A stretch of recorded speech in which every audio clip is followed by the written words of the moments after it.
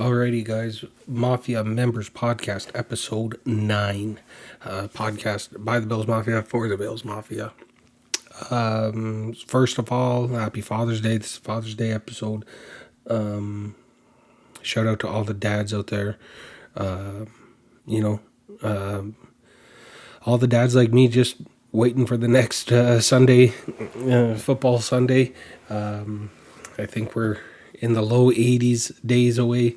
So definitely excited to can't wait for the season to start.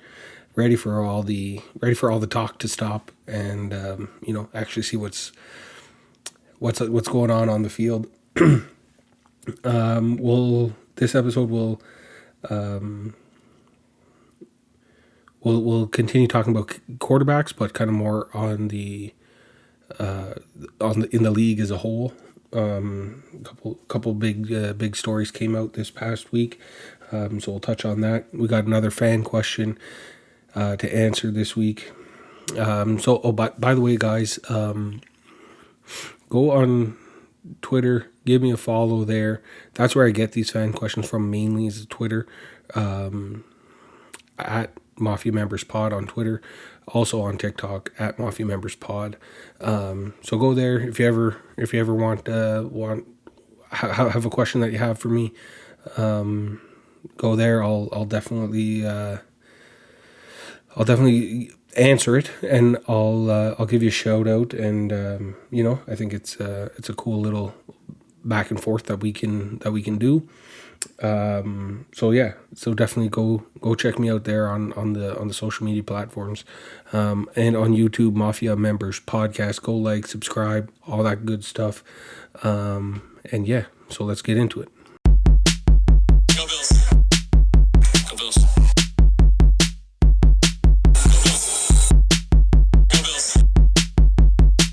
Go Bills. Go Bills. Go Bills. Go Bills. Merry Christmas.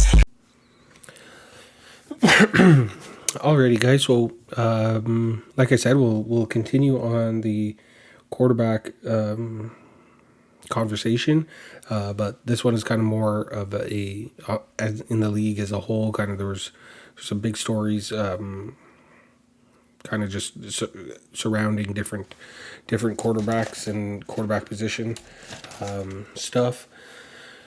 So first of all, obviously the Aaron Rodgers story was a big ordeal this week, for missing the mandatory mini camps,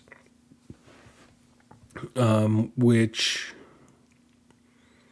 I understand they're a mandatory thing, but I also understand that like players don't know exactly when that's going to start. So, and by the accounts of what the Jets coaching staff had said, what Robert Saleh had said was that was something that Aaron Rodgers had booked before they even knew what was going on. I don't think it's a thing of him choosing to do this over football. He had this thing booked first, and that happened. Obviously, you would like to have your quarterback cancel those plans, but also it's 3 days that really, in the grand scheme of things, aren't really going to affect anything too much. It's literally just for media so that they can get clips of all the new players, their new draft picks, then whatever. It's just because people are hungry for football and they want to be able to have the media there at practice filming guys actually on the field. Guys are in shorts. They're not the only pads they have on, the only equipment they have on is their helmet. Just for show, really, pretty much just playing catch. They're not installing new plays into the playbook. They're not scheming for week 1 yet. They're like, none of that stuff is happening. They're not looking at making any roster cuts or anything like that. Like, nothing is dependent on these 3 days. It's just so that they can say the football season has started. You have to be here at camp to get the these first 3 days, which are completely useless. We just want to get it started. So I understand it being like a mandatory thing makes it important, obviously, but like, is it really that big of a deal if Aaron freaking Rodgers doesn't show up to this thing? Like, I'm sure he's got a good handle on the playbook. I'm sure he can throw the football to the open wide receivers. And I'm sure that the guys don't really care all that much. The guys in the locker room, his teammates, I'm sure it's not that big of a deal. He wanted to go do ayahuasca or whatever. Let him go, man. Let him. It's not like, I guarantee you it's not going to affect his play at all. He throws an interception in week 6. They're not going to be like, well, if only he had showed up those 3 days at minicamp. Like, that's not what it is. That's not what's going to happen. Like, everyone can take a deep breath. And in the words of Aaron Rodgers, RELAX, just relax. The sky's not falling down. He missed 3 completely useless days. He's good. People just don't like Aaron Rodgers, so they have an issue with this thing. There's plenty of people that miss it. They all have, like, you can get the whatever it is, the tag of being an excused absence, which I'm sure everybody knew. Everybody in the organization knew Aaron Rodgers wasn't going to be there because he did this thing. He had this trip booked.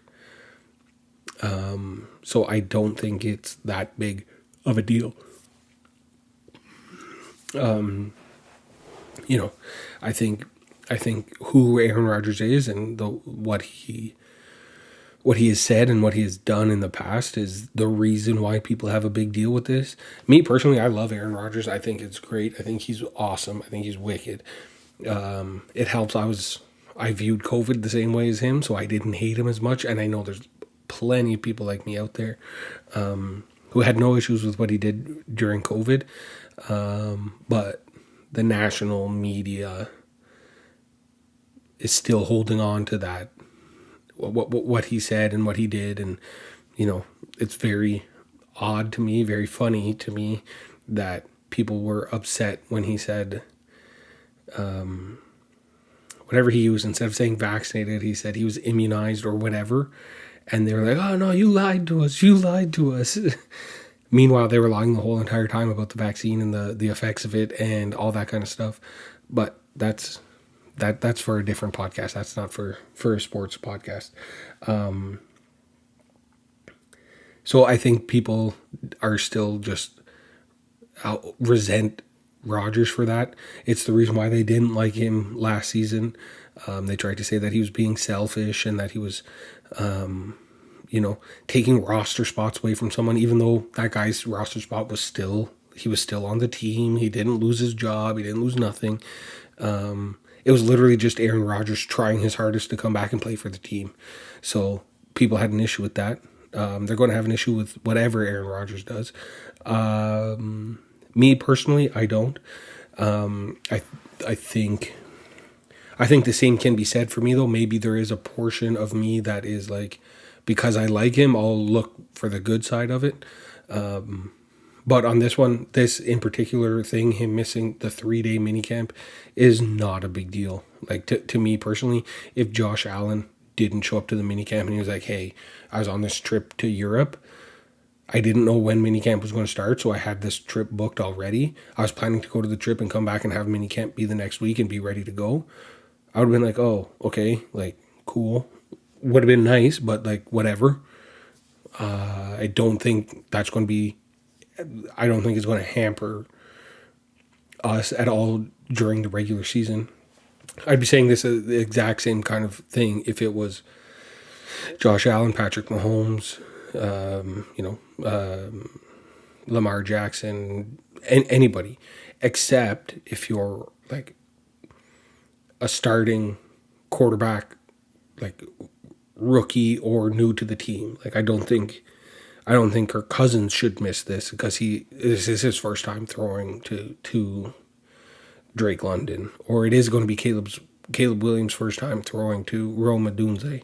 Like, any little bit of extra time, especially for a rookie, any extra time you can get around the facilities, around the coaches, around other players on your team, just on the field throwing the ball, seeing how quick some of your veteran wide receivers are moving and the speed of how the game is played, then yes, 100% I agree that you should be there as much as you should. You should almost never leave. You shouldn't even need the mini camp, the mandatory mini camp to be like, okay, I'm at the facility now. From draft day on, you should be at the facility, working on stuff, working out, reading playbook, meeting with coaches, meeting with teammates, all that kind of stuff. And the health nutrition guys, all those kinds of things. You should be doing that right from the jump. A 40-year-old Aaron Rodgers doesn't need it. He knows the NFL. He knows the ins and outs. He knows that he's going to be able to figure out whatever he needs to figure out in actual training camp, in actual preseason. He'll play 2 quarters through the whole entire preseason. And then he's good. He's good. He's 40 years old, coming off an ACL injury. You don't want him playing more football than necessary. You want him to be peak, ready to go come week 1. That's it. So I don't think it's as big of a deal as everybody's making it out to be. I think they just don't like Aaron Rodgers, and everything that he does they won't like. And they're really not going to like it if the Jets are good this year, and he's really good this year. That's going to piss off a lot of people, because not only is it New York City, it's Aaron Rodgers on top of it all. So yeah, I don't really care. I think it's just something for the media. But the other breaking news from the quarterbacks was Trevor Lawrence. Sorry, long day. Was Trevor Lawrence. I guess now on a per year basis, he's tied for the second highest paid quarterback with Joe Burrow. They're both at $55 million a season. I guess that would tie them with Dak as well, because I think Dak's cap hit is 55, but I think his annual average is 40 something, 40, maybe he's 40. But this year on the cap hit, he is up at the $55 million. But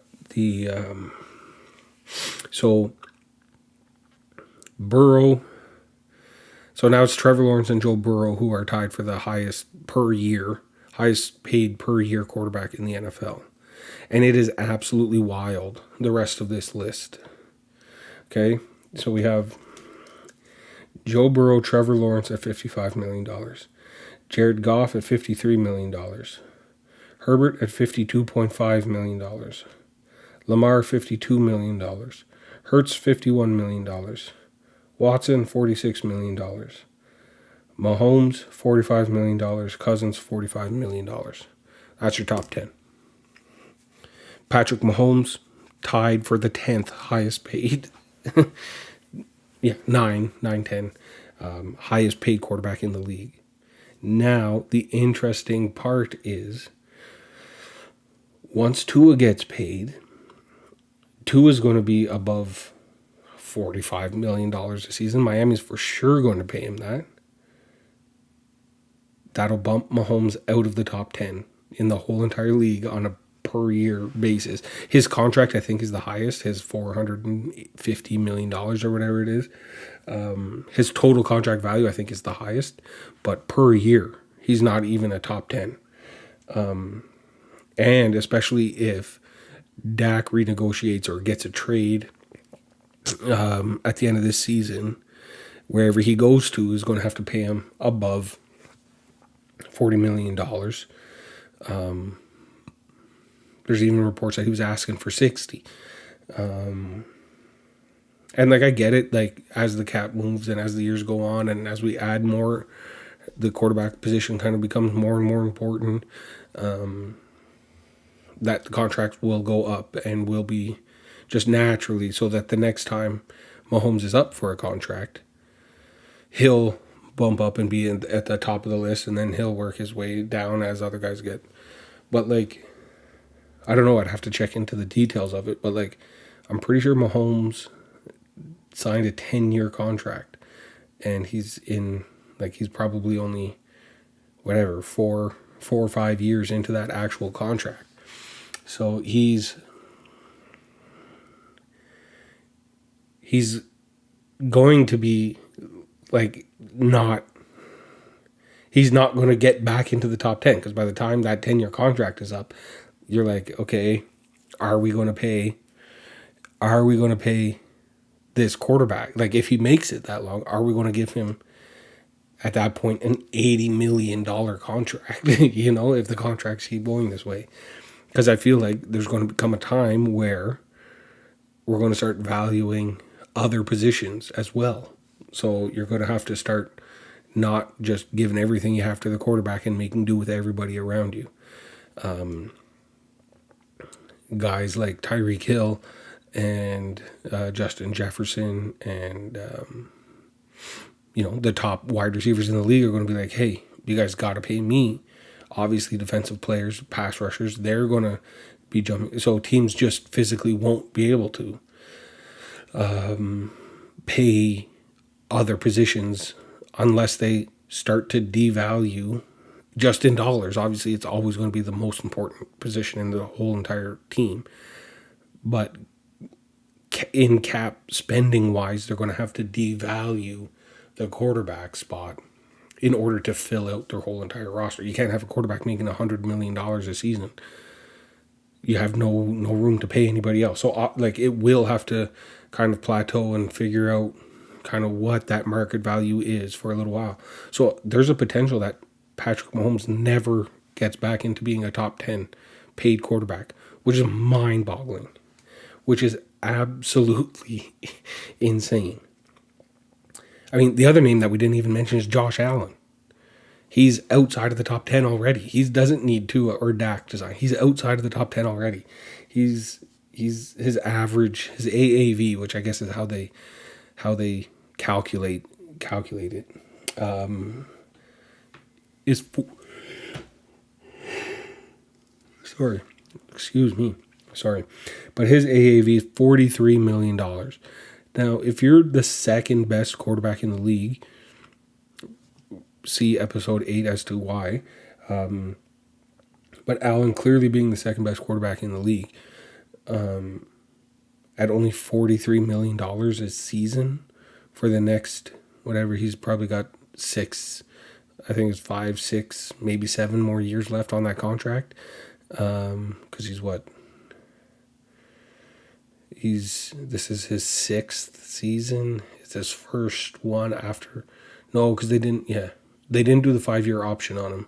So they did the 4 years. So yeah, I think he's got 6 more years left on his contract, at being this, and he's reworked it enough times that he's just going to be $43 million, and the cap is just going to keep going up as it always does, and it's going to be a absolute steal, the steal of anybody. And that's another reason why Bills fans love him so much, is because he's not coming in here demanding all the money in the world to play. He's happy, of course. Who wouldn't be happy with $43 million a season? But imagine being the second best quarterback in the league and being paid like you're the 12th best quarterback. Like, look at some of these names. Lawrence, first of all, he's clearly way better than Trevor Lawrence. He's clearly better than Jared Goff, better than Herbert, better than Jalen, better than Deshaun Watson, better than Kirk Cousins. You know me, I think he's better than Lamar. I think he's better than Burrow. The only one he's not, and his contract is actually comparable to, is Patrick Mahomes. And soon enough, they will both be outside the top 10, which is crazy. Absolutely crazy to me. But like we said, Tua's going to have to be re-signed. Miami's probably going to pay him a lot, as they should. Like I don't think it's wrong that these teams are paying these guys high amounts, because it is the quarterback. It is your most important position. I think Miami should be paying him a lot. What the market obviously keeps going up, and it's just how it is when it's time for Tua to sign, and he's going to get. I think he's going to get high 40s, low 50s per season, like, and it's going to push Mahomes out of the top 10, and I think it's what Miami should do, and I think it's what Dallas should do for Dak. Dak to me is an interesting one. I think he's really good. I think he's a really good quarterback. I don't think that Dallas is ready or needs to or should, or like I don't think they're like in rebuild mode, like should go after a rookie quarterback. If you look to like getting a bridge deal like what the Falcons did for Kirk Cousins with with a different guy, it doesn't work out in New York, they take Aaron Rodgers for 2 seasons or like whatever. You're not going to find anyone available to do that that's better than Dak. I don't think. Like what, you're going to take Justin Fields out of Pittsburgh if it doesn't work out there, or Russell Wilson out of Pittsburgh if it doesn't work there. Like, you're not going to find a guy who's better than Dak. So I think if you want to do a bridge deal, you do a bridge deal with Dak, but you're still going to have to pay him $50 million a season. If I was, I think the Dallas Cowboys' biggest problem is Jerry Jones. But if I was Jerry Jones, I would also just make sure that I pay Dak, CD. What they need to do is make sure that they get a running back. That running back room looks brutal over there. But yeah, I have no issues with them paying Dak. I think they should. I think he's going to be the best quarterback that they can get for a little while. Obviously, they have Trey Lance there. Who knows? He's probably a bust. By all accounts, he's a bust, but maybe sitting in the background for a couple seasons. Might open up some. Might relieve some of the pressure on him, or whatever the case may be. He might be a Jordan Love where just needed 4 seasons to sit and learn the game and learn the NFL game, and then he's ready to come out and actually play well. But I don't think Dallas going after anybody else makes any kind of sense right now for them and where they're at. I think they're a good team. They need to figure out how to win in the playoffs, but there's no sense. You might as well pay Dak, whatever, give him a 4-year extension, let him play there, let him finish out his career, whatever. He's in his 30s now, let him play the next, 4 or 5 seasons. And then while he's there, next draft, then year after, whatever the case may be, whenever you think there's a good quarterback prospect that you can realistically have a shot at drafting, then you go out and get him, let him sit on the bench for a couple seasons behind Dak, and then away you go. Because you're not gonna bridge another quarterback, or you're not gonna go get a rookie or find anybody who's better than what Dak can do for you guys going into this season. So yeah, we'll be. I think it's very interesting what happens there. But overall, absolutely wild that Josh Allen will be that would put him like the 13th highest paid quarterback on an annual basis. And Mahomes will also be outside the top 10. Like, it's absolutely insane. Yeah, I think teams will have to get creative as to how they make it all work, but it's the same thing for Tua in Miami. I think Tua's good enough. I don't think he's great. I think he's worse than Dak, but I think I don't think Miami is also. I don't think they're going to find a guy who's better either. It doesn't make sense for them to bridge contract another quarterback when they have Tua sitting there, the guy who just led the league in passing yards. Like, he's good enough. He's good enough that he can lead your team. He is young, and those quarterbacks the Allen, Mahomes, Burrows, Lamar's, those guys are getting 10-year contracts. I don't think you do a 10-year contract with Tua. I think you do a 4, 5, 6-year deal with Tua. And then maybe as he grows and as he learns and he sees, you see kind of where he can get to, then maybe you add to it. Or he's 3 years into that deal, you draft a quarterback and let him kind of, again, I'm all for drafting a quarterback and letting them sit for 2-3 seasons and then starting. The CJ Strouds of the world are very, very rare. Buffalo, we didn't have it. We didn't have the luxury of letting Josh Allen sit on the sidelines. We needed him to play year one. So luckily, year 2 and 3, he was able to figure it out. But that year 1 was very rough. And I just don't think that that's good for a quarterback's development. So you try to avoid that as much as possible. So we'll wrap the show there. We will take a quick little break. We'll come right back with, like I said, we got some fan questions from Twitter. We'll get into that, and we'll be right back. Alrighty, guys, we're back. So the fan question this week comes once again from Cowboy Reg. He is at Irish_Cowboy88. The Cowboy Reg. He's a great follow on Twitter. He also contributes to We Like Sports show.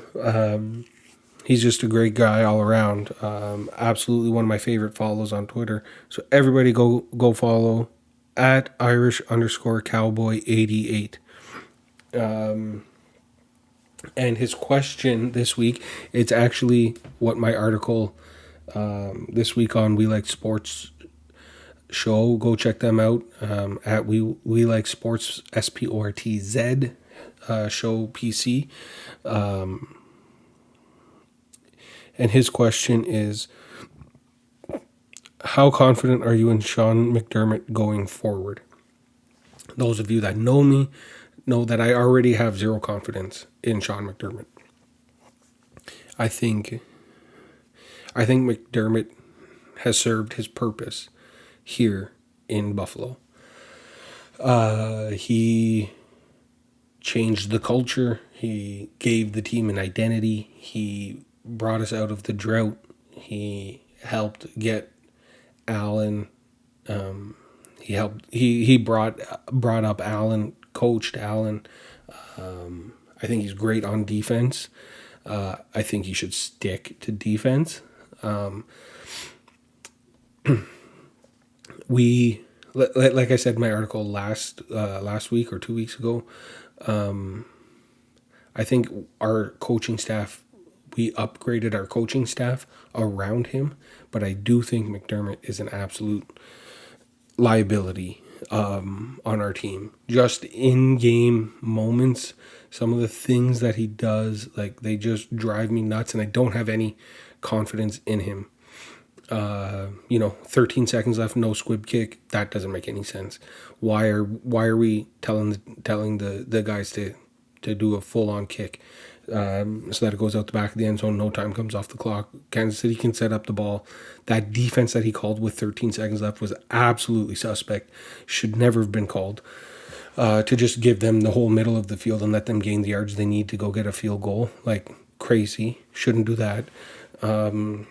Taking a knee in Philly to end the half, like, doesn't make any sense. The only person who didn't think that Josh Allen could go and get points was Sean McDermott. So he's just like, no, we'll just knee it out. Like, what are we doing here? So I don't have any confidence in him. I think he's already in because the second part of the question is, do you feel he's in the hot seat if Bills don't advance further this season? I think he's already in the hot seat. The only way the seats get cooled down for him is if they do advance further. I will say I think he did a good job of getting a defensive coordinator. I think the defensive coordinator that we got upgrades the coaching staff as a whole. I think a full season with Joe Brady upgrades the coaching staff as a whole. But I do think the head coach is not great. So I definitely think that he's in the hot seat for sure. Because we're not going to fire Joe Brady this year. We're not going to fire Bobby Babich this year. It's either we start trading all the players or we get rid of the coach. Like, that's what's going to happen. And I think that it's time for McDermott to go. I think, like I said, I think he did what we needed him to do.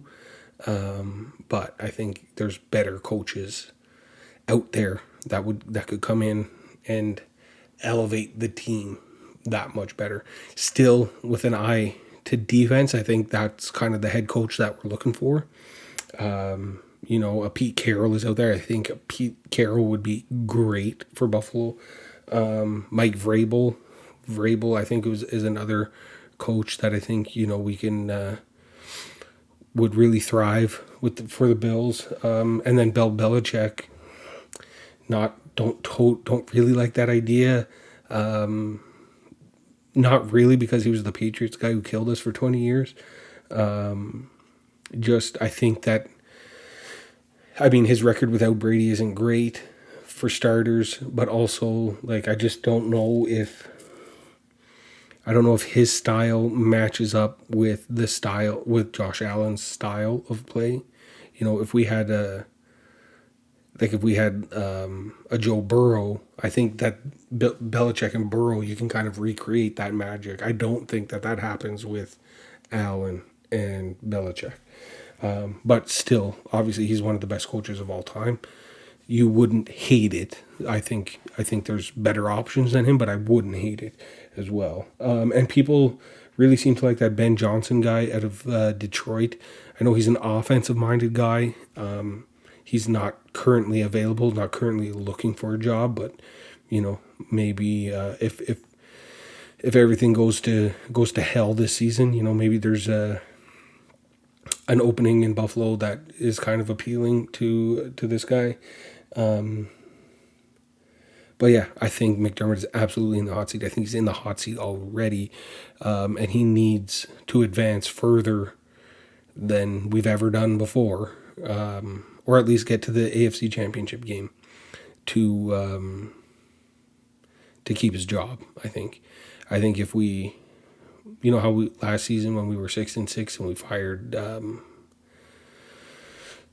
what was that guy's name? The offensive coordinator there. I forget who we got rid of. His name is, oh my God, driving me nuts. Anyways, we got rid of him, replaced him with Joe Brady. This season, if we're 6-6 and kind of doing that same thing right at our bye week, boom, gonzo. There will be people outside and I feel like inside the organization that'll be like, okay, listen, this is a head coaching thing. There's something that he's doing that's not getting across to the team, and when stuff like that happens, if you lose the locker room, as they say, then, it's time to go. So again, everybody, go get on Twitter. Go follow at Irish_Cowboy88. He is a great follow on Twitter. Go, while you're there, at Mafia Members Pod. Go give me a follow. Look me up on YouTube, Mafia Members Podcast, all that good stuff, all that annoying stuff that everyone always says. Like, follow, comment, subscribe, do all that kind of stuff. And yeah, we'll see you guys next week. Oh, quick note. It is Father's Day, so Dolphins fans, make sure you go thank your daddy, Josh Allen. Go wish him a happy Father's Day. And as always, fuck the Finns.